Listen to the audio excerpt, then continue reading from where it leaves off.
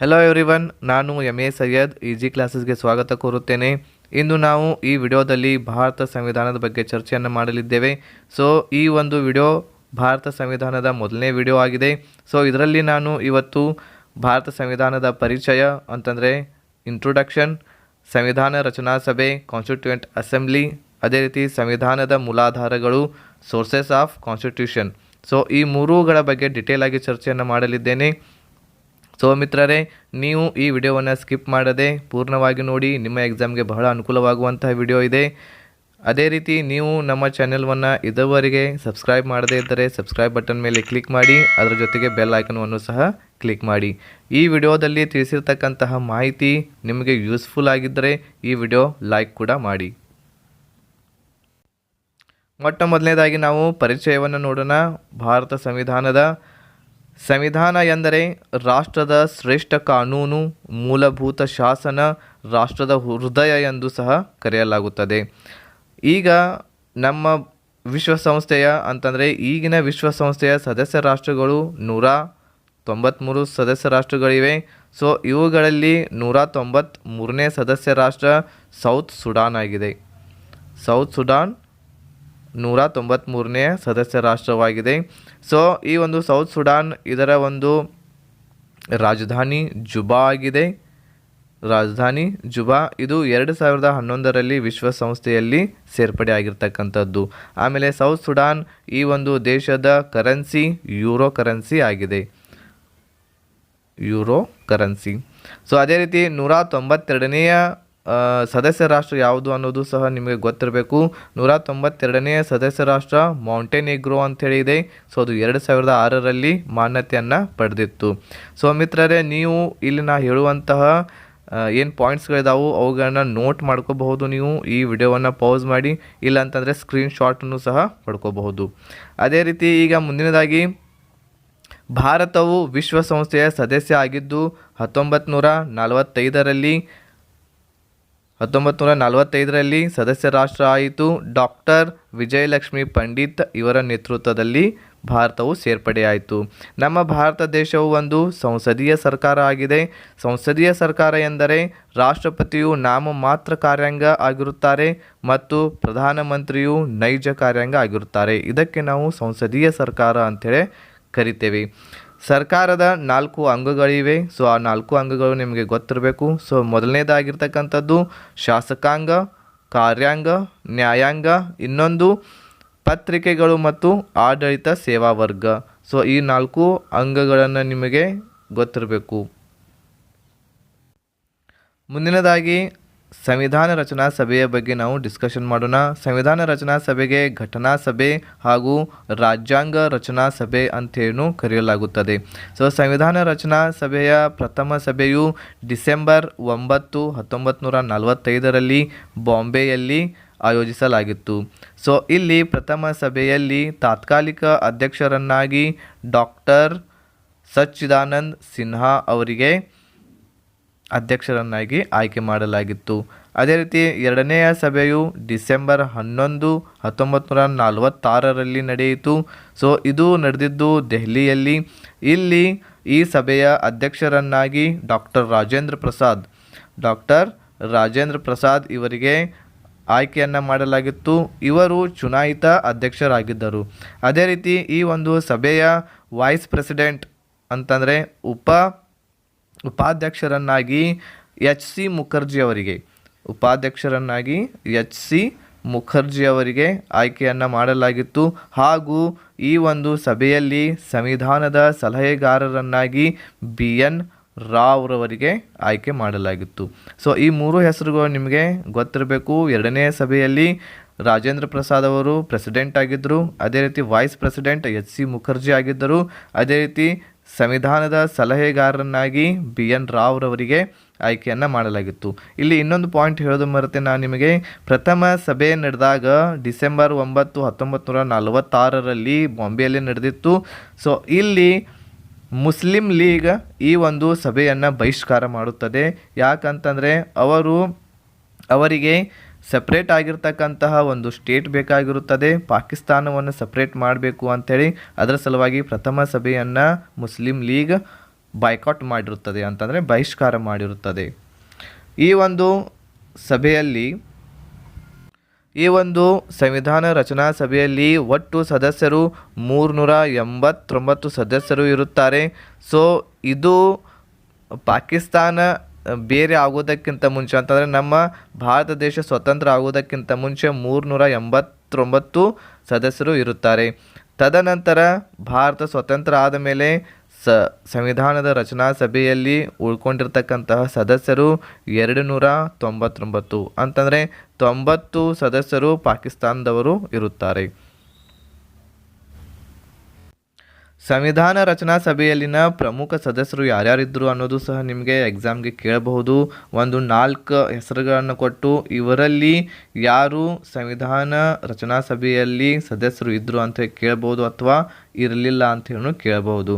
ಅದೇ ರೀತಿ ಕರ್ನಾಟಕದಿಂದ ಯಾರು ಸಂವಿಧಾನ ರಚನಾ ಸಭೆಯಲ್ಲಿ ಪ್ರಮುಖ ಸದಸ್ಯರಾಗಿದ್ದರು ಅನ್ನೋದು ಸಹ ಎಕ್ಸಾಮ್ನಲ್ಲಿ ಕೇಳುವಂಥ ಚಾನ್ಸಸ್ ಇದೆ.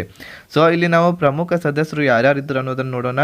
ಸೊ ಮೊಟ್ಟ ಮೊದಲನೇದಾಗಿ ಪಂಡಿತ್ ಜವಾಹರ್ಲಾಲ್ ನೆಹರು ಇದ್ದರು, Sardar Vallabhbhai Patel, doctor S Radhakrishnan, Maulana Abdul Kalam Azad, Babu Jagjivan Ram, H V Kamath, Pattabhi Sitaramayya, Rajkumari Amrit Kaur, Sarojini Naidu, Vijayalakshmi Pandit. So ಇವರು ಪ್ರಮುಖವಾಗಿರ್ತಕ್ಕಂಥ ಸದಸ್ಯರು. ಅದರ ಜೊತೆಗೆ ಕರ್ನಾಟಕದಿಂದ 6 ಜನ ಸದಸ್ಯರಿದ್ದರು. ಸೊ ಅವರು ಯಾರ್ಯಾರು? Ranganath Diwakar, K C Reddy, Kengal Hanumanthaiah, S Nijalingappa, Benagal Narasimha Rao. So ಇವರು 6 ಜನ ನಮ್ಮ ಕರ್ನಾಟಕದಿಂದ ಇರುವಂತಹ ಸದಸ್ಯರು. ಸೊ ಈ ಎಲ್ಲ ಸದಸ್ಯರುಗಳಕ್ಕಿಂತಲೂ ನಮ್ಮ ಕರ್ನಾಟಕದಿಂದ ಭಾಗವಹಿಸಿದಂತಹ ಸದಸ್ಯರ ಹೆಸರುಗಳನ್ನು ನೀವು ನೆನಪಿಟ್ಕೊಂಡ್ರೆ ಸಾಕು. ಮುಂದಿನದಾಗಿ ಕರಡು ಸಮಿತಿಯನ್ನು ನೋಡೋಣ. ಕರಡು ಸಮಿತಿ ಅಂತಂದರೆ ಡ್ರಾಫ್ಟಿಂಗ್ ಕಮಿಟಿ ಅಂತ ಹೇಳ್ತೇವೆ ನಾವು. ಸೊ ಈ ಒಂದು ಸಮಿತಿಯನ್ನು ಡಾಕ್ಟರ್ BR ಅಂಬೇಡ್ಕರ್ ಇವರ ನೇತೃತ್ವದಲ್ಲಿ, ಇವರ ಒಂದು ಅಧ್ಯಕ್ಷತೆಯಲ್ಲಿ ಅಕ್ಟೋಬರ್ 29, 1947ರಲ್ಲಿ ರಚಿಸಲಾಯಿತು. ಸಂವಿಧಾನ ಸಿದ್ಧಪಡಿಸಲು ಬೇಕಾಗಿರತಕ್ಕಂತಹ ಅವಧಿ 2 ವರ್ಷ 11 ತಿಂಗಳು 18 ದಿವಸಗಳಾಗಿವೆ. ಅದೇ ರೀತಿ ಇದನ್ನು ರೆಡಿ ಮಾಡಲು ಖರ್ಚಾಗಿರ್ತಕ್ಕಂತಹ 6.4 ಕೋಟಿ ಆಗಿದೆ. ಸೊ ಮುಂದಿನ ಒಂದು ಪಾಯಿಂಟ್, ಸಂವಿಧಾನ ಅಂಗೀಕರಿಸಲ್ಪಟ್ಟಿದ್ದು ಅಂತಂದರೆ ಅಂಗೀಕಾರ ಆಗಿದ್ದು ನವೆಂಬರ್ 26, 1949ರಲ್ಲಿ. ಅದೇ ರೀತಿ ಸಂವಿಧಾನ ರಚನಾ ಸಭೆಯ ಕೊನೆಯ ಸಭೆ ಆಗಿರ್ತಕ್ಕಂಥದ್ದು ಜನವರಿ 24, 1950ರಲ್ಲಿ. ಮುಂದಿನದಾಗಿ ಭಾರತದ ಸಂವಿಧಾನವು ಅಧಿಕೃತವಾಗಿ ಜಾರಿಗೆ ಬಂದದ್ದು ಜನವರಿ 26, 1950ರಲ್ಲಿ. ಸಂವಿಧಾನದ ಕೊನೆಯ ಸಭೆ ನಡೆದಾಗ ಅಂತಂದರೆ ಜನವರಿ 24, 1950ರಲ್ಲಿ ನಡೆದಾಗ ಇದು ದೆಹಲಿಯಲ್ಲಿ ನಡೆದಿರುತ್ತದೆ. ಈ ಸಭೆ ಕೊನೆಯ ಸಭೆ ದೆಹಲಿಯಲ್ಲಿ ನಡೆಯುತ್ತದೆ. ಸೊ ಈ ಒಂದು ಸಭೆಯಲ್ಲಿಯೇ ಡಾಕ್ಟರ್ ಬಾಬು ರಾಜೇಂದ್ರ ಪ್ರಸಾದ್ ಅವರನ್ನು ಅಧ್ಯಕ್ಷರನ್ನಾಗಿ ಆಯ್ಕೆ ಮಾಡಿ ಇವರನ್ನು ಭಾರತದ ಪ್ರಥಮ ರಾಷ್ಟ್ರಪತಿಯನ್ನಾಗಿಯೂ ಸಹ ಆಯ್ಕೆಯನ್ನು ಮಾಡಲಾಗುತ್ತದೆ ಜನವರಿ 24, 1950ರಲ್ಲಿ. ಭಾರತದ ಮೂಲ ಸಂವಿಧಾನವು 395 ಕಲಮು ಹಾಗೂ 8 ಅನುಸೂಚಿ 22 ಭಾಗಗಳನ್ನು ಒಳಗೊಂಡಿದೆ. ಸೊ ಕಲಮು ಇದು ಒಂದೇ ವಿಷಯವನ್ನು ಒಳಗೊಂಡಿರುತ್ತದೆ. ಅದೇ ರೀತಿ ಅನುಸೂಚಿಗಳು ಹಲವಾರು ವಿಷಯಗಳಿಗೆ ಸಂಬಂಧಿಸಿದ್ದು ಇರುತ್ತವೆ. ಈಗ ಜನವರಿ 25, 2020ರಂತೆ ಪ್ರಸ್ತುತ ಸಂವಿಧಾನದಲ್ಲಿ 448 ಕಲಮುಗಳಿವೆ. ಅದೇ ರೀತಿ 12 ಅನುಸೂಚಿಗಳಿವೆ, 25 ಭಾಗಗಳನ್ನು ಒಳಗೊಂಡಿದೆ ನಮ್ಮ ಸಂವಿಧಾನವು. ಮುಂದಿನದಾಗಿ ಭಾರತದ ಸಂವಿಧಾನವು ಏಷ್ಯಾದಲ್ಲಿಯೇ ಅತಿ ದೊಡ್ಡ ಲಿಖಿತ ಸಂವಿಧಾನವಾಗಿದೆ. ನೋಡ್ರಿ, ಏಷ್ಯಾದಲ್ಲಿಯೇ ಅತಿ ದೊಡ್ಡ ಲಿಖಿತ ಸಂವಿಧಾನವಾಗಿದೆ ಹಾಗೂ ವಿಶ್ವದಲ್ಲಿಯೇ ಅತಿ ದೊಡ್ಡ 2ನೆಯ ಲಿಖಿತ ಸಂವಿಧಾನವಾಗಿದೆ ನಮ್ಮ ಭಾರತ ದೇಶದ ಸಂವಿಧಾನ. ಹಾಗಾದರೆ ಮೊದಲನೆಯ ಸ್ಥಾನದಲ್ಲಿರುವಂತಹ ಸಂವಿಧಾನ ಯುಗೋಸ್ಲೋವಿಯಾದ ಸಂವಿಧಾನವು ವಿಶ್ವದಲ್ಲಿ ಅತಿ ದೊಡ್ಡ ಲಿಖಿತ ಸಂವಿಧಾನವಾಗಿದೆ. ಸೊ ಯುಗೋಸ್ಲೋವಿಯಾ ಹೆಸರನ್ನು ನೆನಪಿಟ್ಕೊಳ್ರಿ, ಅತಿ ದೊಡ್ಡದಾಗಿರ್ತಕ್ಕಂಥ ಸಂವಿಧಾನ ಹೊಂದಿರುವ ದೇಶ. ಸೊ ಈ ದೇಶದ ರಾಜಧಾನಿ ಬೆಲ್ಗ್ರೇಡ್ ಆಗಿದೆ. ಈ ದೇಶದ ರಾಜಧಾನಿ ಬೆಲ್ಗ್ರೇಡ್ ಹಾಗೂ ಇದರ ಕರೆನ್ಸಿ, ಇದರ ನಾಣ್ಯ ದಿನಾರ್. ಸೊ ಇದನ್ನು ಸಹ ನಿಮಗೆ ಗೊತ್ತಿರಬೇಕು. ಮುಂದಿನದಾಗಿ ಬಹಳ ಇಂಪಾರ್ಟೆಂಟ್ ಆಗಿರ್ತಕ್ಕಂತಹ ಟಾಪಿಕ್ ಇದೆ. ಇದು ಸಂವಿಧಾನದ ಮೂಲಾಧಾರಗಳು ಅಂತಂದರೆ ಸಂವಿಧಾನ ಯಾವುದರ ಮೂಲದಿಂದ ಇದೆ ಅನ್ನೋದು, ಹಾಗೂ ಈ ಸಂವಿಧಾನದಲ್ಲಿ ಬೇರೆ ಬೇರೆ ದೇಶಗಳಿಂದ ಎರವಲು ಮಾಡಿರ್ತಕ್ಕಂತಹ ಕೆಲವೊಂದಿಷ್ಟು ಆಧಾರಗಳಿವೆ. ಸೊ ಯಾವ್ಯಾವ ಟಾಪಿಕ್ಸ್ಗಳನ್ನ ಆಯ್ಕೆ ಮಾಡ್ಕೊಂಡಿದ್ದಾರೆ ಅಂತೇಳಿ, ಸೊ ಅದು ಎಕ್ಸಾಮ್ದಲ್ಲಿ ಕೇಳುವಂಥದ್ದು ಬಹಳ ಇಂಪಾರ್ಟೆಂಟ್. ಈಗ ಮೊದಲನೇದಾಗಿ 1935 ಕಾಯ್ದೆ. ಈ ಕಾಯ್ದೆಯನ್ನು ಭಾರತದ ಸಂವಿಧಾನದ ಬೆನ್ನೆಲುಬು ಅಥವಾ ಪ್ರಮುಖ ಆಧಾರ ಸ್ತಂಭ ಎನ್ನಲಾಗುತ್ತದೆ. ಸೊ ಪ್ರಮುಖ ಬೆನ್ನೆಲುಬು ಆಗಿರ್ತಕ್ಕಂಥದ್ದು ಕಾಯ್ದೆ 1935 ಕಾಯ್ದೆ. ಸೊ ಈ ಕಾಯ್ದೆಯ ಮುಖಾಂತರ ನಮ್ಮ ಸಂವಿಧಾನದಲ್ಲಿ ಎರವಲು ಮಾಡಿಕೊಂಡಿರುವಂತಹ ವಿಷಯಗಳು ಒಕ್ಕೂಟ ವ್ಯವಸ್ಥೆ ಅಂತಂದರೆ ಫೆಡ್ರಲ್ ಸ್ಕೀಮ್ ಅಂತೇಳಿ ಹೇಳ್ತೇವೆ. ಅದೇ ರೀತಿ ಒಕ್ಕೂಟ ನ್ಯಾಯಾಂಗ, ಜುಡಿಷಿಯರಿ ಹೇಳ್ತೇವೆ. ಕೇಂದ್ರ ರಾಜ್ಯ ಸಂಬಂಧಗಳು, ಸೆಂಟ್ರಲ್ ಆ್ಯಂಡ್ ಸ್ಟೇಟ್ ರಿಲೇಷನ್ಶಿಪ್ಸ್. ಅದೇ ರೀತಿ ತುರ್ತು ಪರಿಸ್ಥಿತಿಗಳು, ಎಮರ್ಜೆನ್ಸಿ, ಸಾರ್ವಜನಿಕ ಸೇವಾ ಆಯೋಗ ಅಂತಂದರೆ ಪಬ್ಲಿಕ್ ಸರ್ವಿಸ್ ಕಮಿಷನ್ ಅಂತ ಹೇಳ್ತೀವಿ. ಸೊ ಈ ಎಲ್ಲ ವಿಷಯಗಳನ್ನು ನಾವು ನಮ್ಮ ಸಂವಿಧಾನದಲ್ಲಿ 1935 ಕಾಯ್ದೆ ಮುಖಾಂತರ ಎರವಲು ಮಾಡಿಕೊಂಡಿದ್ದೇವೆ. ಅದೇ ರೀತಿ ಮುಂದಿನದಾಗಿ ಕೆನಡಾ ಸಂವಿಧಾನದಿಂದ, ಕೆನಡಾ ದೇಶದಿಂದ ಯಾವ ವಿಷಯಗಳನ್ನು ಆಯ್ಕೆ ಮಾಡಿಕೊಂಡಿದ್ದೇವೆ, ಎರವಲು ಮಾಡಿಕೊಂಡಿದ್ದೇವೆ? ಶೇಷಾಧಿಕಾರ ಅಂತಂದರೆ ಉಳಿಕೆಯ ಅಧಿಕಾರ ಸಂಸತ್ತಿಗೆ ಕೊಟ್ಟಿರುವುದು.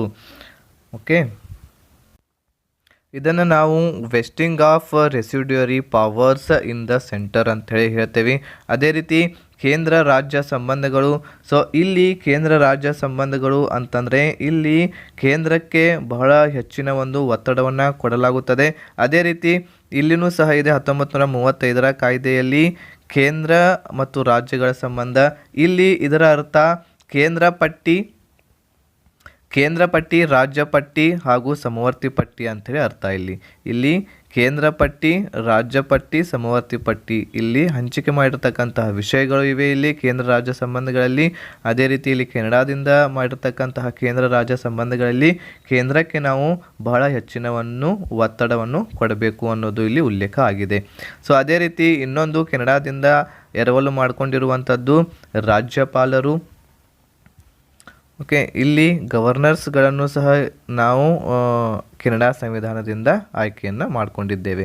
ಮುಂದಿನದಾಗಿ ಮೂರನೇದು ಬ್ರಿಟಿಷ್ ಸಂವಿಧಾನದಿಂದ ಏನೇನು ತಗೊಂಡೇವಿ ಅನ್ನೋದು ಇಲ್ಲಿದೆ.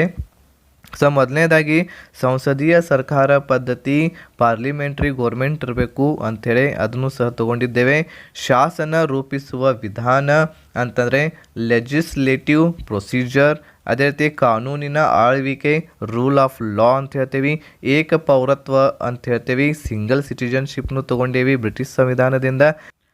ಅದೇ ರೀತಿ ಬ್ರಿಟಿಷ್ ಸಂವಿಧಾನದಿಂದ ಕ್ಯಾಬಿನೆಟ್, ಮಂತ್ರಿಮಂಡಲ ಅಂತಂದರೆ ಕ್ಯಾಬಿನೆಟ್ ಸಿಸ್ಟಮನ್ನು ತೊಗೊಂಡೇವಿ. ಅದೇ ರೀತಿ ರಿಟ್ಗಳನ್ನು ಎರವಲು ಮಾಡ್ಕೊಂಡೇವಿ, ಪ್ರೆರೋಗೇಟಿವ್ ರಿಟ್ಸ್ ಅಂತೇಳಿ ಹೇಳ್ತೇವೆ. ಅದೇ ರೀತಿ ಸಂಸತ್ತಿನ ಸವಲತ್ತುಗಳು ತೊಗೊಂಡೇವಿ. ಸಂಸತ್ತಿನ ಸವಲತ್ತುಗಳು ಅಂತಂದರೆ ಪಾರ್ಲಿಮೆಂಟ್ರಿ ಪ್ರಿವಿಲೇಜಸ್ಗಳನ್ನು. ಅದೇ ರೀತಿ ದ್ವಿಸದನ. ಸೊ ದ್ವಿಸದನವನ್ನು ಸಹ ನಾವು ಬ್ರಿಟಿಷ್ ಸರ್ಕಾರದಿಂದ ಎರವಲು ಮಾಡ್ಕೊಂಡೇವಿ.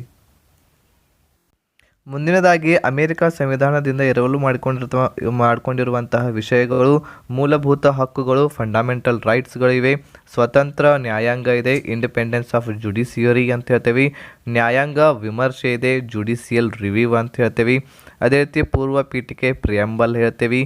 ಅದೇ ರೀತಿ ರಾಷ್ಟ್ರಪತಿ ಹಾಗೂ ಸುಪ್ರೀಂ ಕೋರ್ಟ್ ಮತ್ತು ಹೈಕೋರ್ಟ್ ನ್ಯಾಯಾಧೀಶರನ್ನು ತೆಗೆದುಹಾಕುವ ವಿಧಾನ, ಅದಕ್ಕೆ ನಾವು ಮಹಾಭಿಯೋಗ ಅಂತ ಹೇಳ್ತೇವೆ. ಇದನ್ನು ಸಹ ಅಮೇರಿಕಾದಿಂದ ಎರವಲು ಮಾಡ್ಕೊಂಡೇವಿ. ಅದೇ ರೀತಿ ಉಪರಾಷ್ಟ್ರಪತಿಯ ಹುದ್ದೆಯನ್ನು ಸಹ ನಾವು ಅಮೇರಿಕಾದಿಂದ ಎರವಲು ಮಾಡ್ಕೊಂಡೇವಿ, ವೈಸ್ ಪ್ರೆಸಿಡೆಂಟ್. ಮುಂದಿನದಾಗಿ ಐರಿಷ್ ಅಥವಾ ಐರ್ಲೆಂಡ್ ಸಂವಿಧಾನದಿಂದ ಎರವಲು ಮಾಡಿಕೊಂಡಿರುವಂತಹ ಕೆಲವೊಂದಿಷ್ಟು ವಿಷಯಗಳು. ರಾಜ್ಯ ನೀತಿ ನಿರ್ದೇಶಕ ತತ್ವಗಳನ್ನು ಎರವಲು ಮಾಡ್ಕೊಂಡೇವಿ. ಸೊ ಇದಕ್ಕೆ ನಾವು DPSP ಅಂತ ಹೇಳ್ತೇವೆ, directive principles of state policy. ಮುಂದಿನದಾಗಿ ರಾಷ್ಟ್ರಪತಿ ರಾಜ್ಯಸಭೆಗೆ ಸದಸ್ಯರನ್ನು ನಾಮಕರಣ ಮಾಡುವ ಪದ್ಧತಿ. ಅದೇ ರೀತಿ ಸಂಸದೀಯ ಸರ್ಕಾರದಲ್ಲಿ ರಾಷ್ಟ್ರಪತಿಯನ್ನು ಚುನಾಯಿಸುವ ಪದ್ಧತಿ. ಇವುಗಳನ್ನ ಸಹ ನಾವು ಐರಿಷ್ ಅಥವಾ ಐರ್ಲೆಂಡ್ ಸಂವಿಧಾನದಿಂದ ಎರವಲು ಮಾಡ್ಕೊಂಡೇವಿ. ಅಂತಂದರೆ nomination of members to Rajya Sabha and method of election of president. ಮುಂದಿನದಾಗಿ ರಷ್ಯಾ ಸಂವಿಧಾನದಿಂದ ಮೂಲಭೂತ ಕರ್ತವ್ಯಗಳನ್ನು ಎರವಲು ಮಾಡ್ಕೊಂಡೇವಿ ಅಂತಂದರೆ ಫಂಡಮೆಂಟಲ್ ಡ್ಯೂಟೀಸ್. ಅದೇ ರೀತಿ ಸಂವಿಧಾನದ ಪೀಠಿಕೆಯಲ್ಲಿ ನ್ಯಾಯದ ಮಾದರಿ ಅಂತಂದರೆ ideal of justice in the preamble. ಅವುಗಳು ಯಾವುವು? ಸಾಮಾಜಿಕ, ಆರ್ಥಿಕ ಮತ್ತು ರಾಜಕೀಯ, ಸೋಷಿಯಲ್, ಎಕನಾಮಿಕ್ ಆ್ಯಂಡ್ ಪೊಲಿಟಿಕಲ್. ಇವುಗಳನ್ನು ನಾವು ರಷ್ಯಾ ಸಂವಿಧಾನದಿಂದ ಎರವಲು ಮಾಡ್ಕೊಂಡೇವಿ. ಅದೇ ರೀತಿ ಮುಂದಿನದಾಗಿ ಜರ್ಮನಿ ಸಂವಿಧಾನದಿಂದ ತುರ್ತು ಪರಿಸ್ಥಿತಿಯ ಸಂದರ್ಭದಲ್ಲಿ ಮೂಲಭೂತ ಹಕ್ಕುಗಳನ್ನು ವಜಾಗೊಳಿಸುವ ಪದ್ಧತಿ. ಸೊ ಇದನ್ನು ನಾವು ಜರ್ಮನಿಯಿಂದ ಎರವಲು ಮಾಡ್ಕೊಂಡೇವಿ. Suspension of fundamental rights during emergency ಅಂತೇಳಿ ಇಂಗ್ಲೀಷ್ದಲ್ಲಿ ಹೇಳ್ತೇವೆ.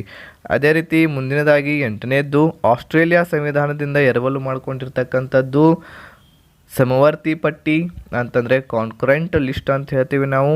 ಅದೇ ರೀತಿ ಮುಕ್ತ ವ್ಯಾಪಾರ, ಫ್ರೀಡಮ್ ಆಫ್ ಟ್ರೇಡ್, ಸಂಸತ್ತಿನ 2 ಸಭೆಗಳ ಸಂಯುಕ್ತ ಉಪವೇಶನ ಅಂತಂದರೆ joint sitting of the 2 houses of parliament ಅಂತೇಳಿ ಹೇಳ್ತೇವೆ ನಾವು. ಈಗ ಮುಂದಿನದಾಗಿ 9ನೇದ್ದು ಫ್ರಾನ್ಸ್ ಸಂವಿಧಾನದಿಂದ ಗಣರಾಜ್ಯವನ್ನು ಎರವಲು ಮಾಡಿಕೊಂಡಿದ್ದೇವೆ ಅಂತಂದರೆ ರಿಪಬ್ಲಿಕ್ವನ್ನು ನಾವು ಫ್ರಾನ್ಸ್ ಸಂವಿಧಾನದಿಂದ ಆಯ್ಕೆ ಮಾಡಿಕೊಂಡಿದ್ದೇವೆ, ಎರವಲು ಮಾಡಿಕೊಂಡಿದ್ದೇವೆ. ಅದೇ ರೀತಿ ಪೀಠಿಕೆಯಲ್ಲಿ ಮಾದರಿಯಾಗಿ ಸ್ವಾತಂತ್ರ್ಯ, ಸಮಾನತೆ, ಭ್ರಾತೃತ್ವ ಅಂತಂದರೆ ಸಹೋದರತ್ವ ಇವುಗಳನ್ನು ಸಹ ಎರವಲುವನ್ನು ಮಾಡಿಕೊಂಡಿದ್ದೇವೆ. ಸೊ ಇವುಗಳಿಗೆ ಇಂಗ್ಲೀಷ್ದಲ್ಲಿ ನಾವು ಐಡಿಯಲ್ ಆಫ್ ಲಿಬರ್ಟಿ ಅಂತಂದರೆ ಸ್ವಾತಂತ್ರ್ಯ, ಈಕ್ವಾಲಿಟಿ ಸಮಾನತೆ, ಫೆಟರ್ನಿಟಿ ಅಂತಂದರೆ ಭ್ರಾತೃತ್ವ.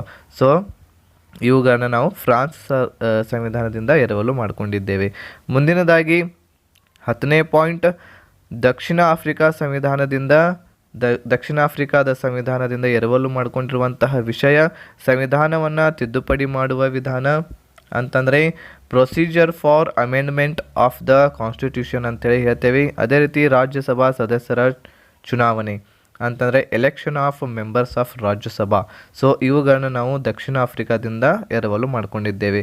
ಈಗ ಕೊನೆಯದಾಗಿರ್ತಕ್ಕಂಥದ್ದು ಜಪಾನ್ ಸಂವಿಧಾನದಿಂದ ನಾವು ಸರಿಯಾದ ಪದ್ಧತಿಯಲ್ಲಿ ಕಾನೂನಿನ ರಚನೆ, ಇದಕ್ಕೆ ನಾವು ಇಂಗ್ಲೀಷ್ದಲ್ಲಿ ಪ್ರೊಸೀಜರ್ ಎಸ್ಟ್ಯಾಬ್ಲಿಷ್ಡ್ ಬೈ ಲಾ ಅಂತೇಳಿ ಹೇಳ್ತೇವೆ. ಸೊ ಇದನ್ನು ನಾವು ಜಪಾನ್ ಸಂವಿಧಾನದಿಂದ ಎರವಲುವನ್ನು ಮಾಡಿಕೊಂಡಿದ್ದೇವೆ. ಸೊ ಇಲ್ಲಿವರೆಗೆ ಮಿತ್ರರೇ ನಾವು ಇಂಪಾರ್ಟೆಂಟ್ ಆಗಿರ್ತಕ್ಕಂತಹ ಟಾಪಿಕ್ಸನ್ನು ಡಿಸ್ಕಷನ್ ಮಾಡಿದ್ದೇವೆ. ಸೊ ಮುಂದಿನ ಒಂದು ವಿಡಿಯೋದಲ್ಲಿ ನಾನು ಈಗ ಪ್ರಸ್ತಾವನೆ ಅಂತಂದರೆ ಸಂವಿಧಾನದ ಪೂರ್ವ ಪೀಠಿಕೆಯನ್ನು ಪ್ರಿಯಂಬಲವನ್ನು ಡಿಸ್ಕಷನ್ ಮಾಡಲಿದ್ದೇನೆ ಹಾಗೂ ಅದಕ್ಕೆ ಸಂಬಂಧಿಸಿದಂತಹ ಕೆಲವೊಂದಿಷ್ಟು ಇಂಟ್ರೆಸ್ಟಿಂಗ್ ಫ್ಯಾಕ್ಟ್ಸ್ಗಳನ್ನು, ನಿಮ್ಮ ಎಕ್ಸಾಮ್ಗೆ ಬರುವಂಥ ಫ್ಯಾಕ್ಟ್ಸ್ಗಳು, ಇಂಪಾರ್ಟೆಂಟ್ ಪಾಯಿಂಟ್ಸ್ಗಳನ್ನು ಚರ್ಚೆಯನ್ನು ಮಾಡಲಿದ್ದೇನೆ. ಅದೇ ರೀತಿ ಸಿಟಿಜನ್ಶಿಪ್ ಬಗ್ಗೆಯೂ ಸಹ ಅಂತಂದರೆ ಪೌರತ್ವ ಬಗ್ಗೆಯೂ ಸಹ ಡಿಸ್ಕಷನ್ ಮಾಡಲಿದ್ದೇನೆ. ಸೊ ಎಲ್ಲರಿಗೂ ಧನ್ಯವಾದಗಳು ನಮ್ಮ ವಿಡಿಯೋವನ್ನು ವಾಚ್ ಮಾಡಿದ್ದಕ್ಕೆ. ಈ ವಿಡಿಯೋ ನಿಮಗೆ ಅನುಕೂಲ ಅಂತಂದರೆ ನಾಲೆಜಬಲ್ ಆಗಿತ್ತು ಅಂತಂದರೆ ಲೈಕ್ ಮಾಡಿ, ನಮ್ಮ ವಿಡಿಯೋವನ್ನು ಶೇರ್ ಮಾಡಿ ಅಂತ ಹೇಳ್ತಾ ಈ ವಿಡಿಯೋವನ್ನು ಮುಗಿಸ್ತಾ ಇದ್ದೀನಿ. ಧನ್ಯವಾದಗಳು. ಜೈ ಹಿಂದ್.